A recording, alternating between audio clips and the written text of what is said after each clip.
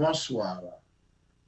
Nous sommes aujourd'hui samedi 19 octobre 2019 et à présent nous allons continuer notre série de reportages et analyses et commentaires sur l'état l'état piteux des infrastructures togolaises, surtout dans les villes et villages de certains ministres du régime qui a dire depuis 53 ans. Nous allons nous transporter à Kanté, chez le ministre Bawara, et nous allons aussi nous transporter dans les environs de Setouboua, chez le ministre Boupessi et chez Christophe Chao, des membres pas des moindres du régime RPT-UNI. La scène que vous allez, c'est pas regarder ou bien vous allez regarder aujourd'hui, un peu, je suis un peu mal à l'aise parce que c'est un spectacle qui est un peu, ça fait pitié. Les conditions dans lesquelles nos citoyens, nos concitoyens togolais, dans certaines zones se débrouillent, ça me fait mal. Je parle du fond de mon cœur ici. Politique à part. Je pense que ce n'est pas bon, ce n'est pas normal qu'on puisse laisser des citoyens togolais vivre dans de telles conditions. Alors qu'à côté, il y a des gens, à cause de la richesse qu'ils ont amassée, ils sont capables de rendre la vie heureuse un temps soit peu pour certains de nos frères. Le monsieur que vous voyez à peine dans l'eau, Dieu seul sait s'il s'en est sorti vivant, c'est un directeur d'une école primaire dans les environs de Setouboua. Je pense qu'il est allé en ville s'approvisionner et il rentre chez lui, faute de pont, la petite rivière a été débordée. Il ne peut pas rester de l'autre côté parce qu'il a une famille derrière. Il va utiliser tous les moyens pour, c'est pas, rejoindre l'autre rive de la rivière. Et dire que cela se passe chez des gens qui ont géré ce pays pendant 53 ans, je ne suis pas sûr qu'on peut m'accuser de faire la politique. Et j'assume mes responsabilités. Mais en tant qu'humain, en tant qu'humaniste convaincu, je ne peux pas me taire devant ce malheur. Je ne peux pas me taire devant cette misère délibérée que les gouverneurs ont voulu affliger, n'est-ce pas, leurs gouvernés. Ce n'est pas de gaieté de cœur que je vous présente cela. Et ici, nous sommes dans les environs de Kanté. Voilà, chez le ministre Bawara. Monsieur le ministre, bonjour de passage. Moi, je vais tout simplement attirer votre attention sur un certain nombre de choses. Je pense que nos populations méritent mieux que ce que vous êtes en train d'offrir. Je pense que les populations de Kanté et de ces environs, c'est pas, méritent mieux que ce que vous êtes en train de leur offrir. Ce spectacle déshonorable et déshonorant que vous êtes en train de présenter, moi je trouve que ce n'est pas normal. Je ne vais attaquer personne, mais je vais tout simplement vous demander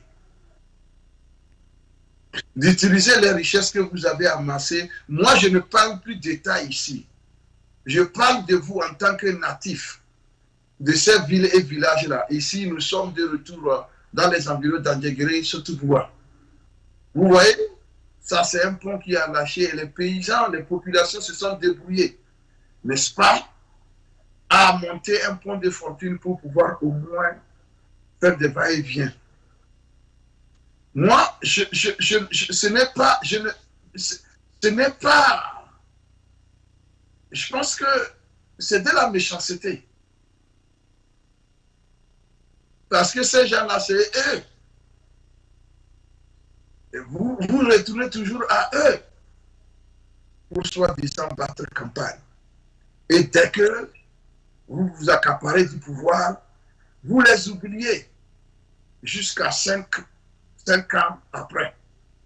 Et vous retournez, c'est le même discours. Heureusement, à la fois passée, j'ai suivi une vidéo, c'est pas une vidéo en Kabien, je pense une dame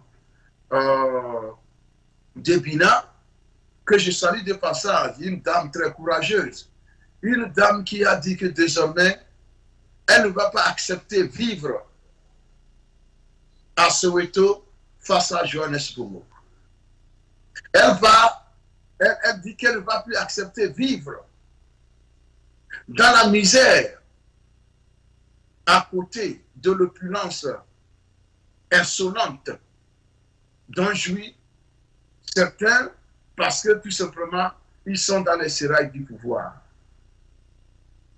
Je parle d'œuvre sociale ici, je ne parle pas de politique ici, parce que je suis fatigué de faire la politique. Je suis fatigué de parler de la politique, mais je parle du social. Le mandat social du chef de l'État fort, le mandat social que vous avez promis aux populations togolaises en 2015. Vous nous aviez dit que vous placerez votre mandat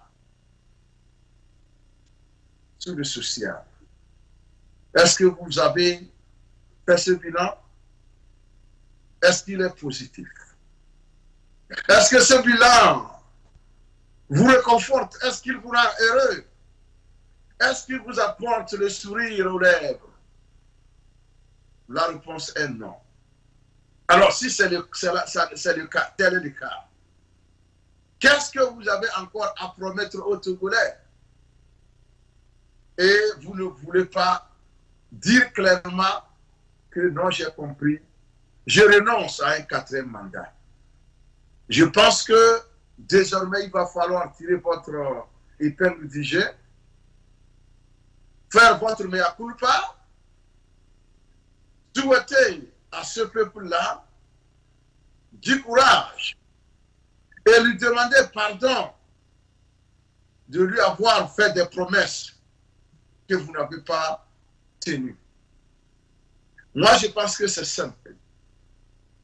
Être homme, c'est savoir arrêter au bon moment. C'est savoir reconnaître ses limites, parce que nul n'est Dieu.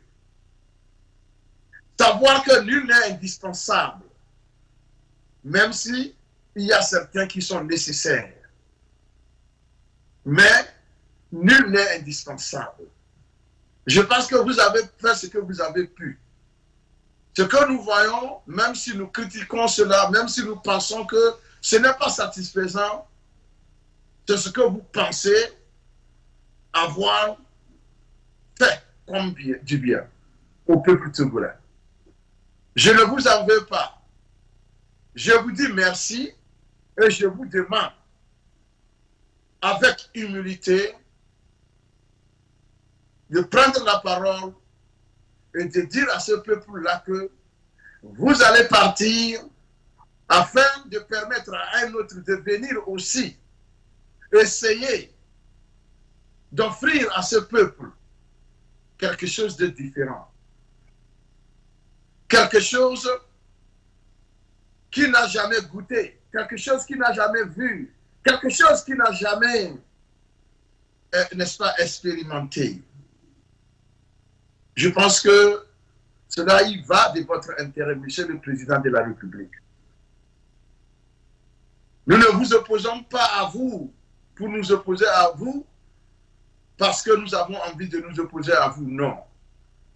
Nous disons que vous avez fait ce que vous avez pu. Il est temps d'accepter qu'un autre vienne faire ce qu'il pourra, et un autre viendra après lui, un autre après lui, après elle, et c'est comme ça que le Togo va gagner. Vous rentrerez dans les annales de l'histoire le peuple togolais vous le reconnaîtra. Mais faire le contraire, dire le contraire, voir le contraire, entendre le contraire dans les conditions actuelles, c'est devenir un obstacle à l'épanouissement du peuple togolais. C'est devenir un obstacle au bien-être de ce peuple. C'est devenir un obstacle, n'est-ce pas, à la liberté d'aller et de revenir, de venir, à la liberté de s'exprimer de ce peuple. Alors, moi je dis que la gouvernance que vous avez offerte à ce peuple a eu ses limites. Et ces limites se présentent ou bien se traduisent par ces images que nous sommes en train de présenter au peuple togolais. Ces images qui nous renvoient à une autre ère de nos civilisations. Ces images qui sont une preuve de votre échec quant à votre projet de gouvernance. Qui sont une preuve de votre faillite comme gouvernement vis-à-vis de vos engagements auprès de votre peuple. Mais ce n'est pas grave. Comme je l'ai dit auparavant, je considère que vous avez fait ce que vous avez pu. Je ne vous tiens pas rigueur de cela. Mais je vous demande tout simplement de savoir vous arrêter et tirer votre conclusion.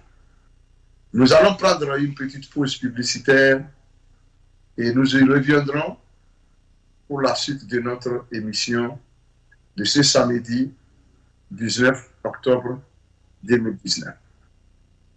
Merci. Chers téléspectateurs, votre émission Grand Débat passe sur Tempo Africa. Restez toujours connectés car nous vous apportons les réalités de l'Afrique. Votre animateur principal est Serge Nyawa qui est toujours là pour être connecté avec vous. Suivez Tempo Afrique TV, la télévision des Africains, pour les Africains, par les Africains. Contactez-nous tempoafrictv.com, iptv.tempoafrictv.com, téléphone 612 804 0295. Email tempoafrictv@gmail.com. Tempo Afrique TV, l'éveil de la conscience africaine.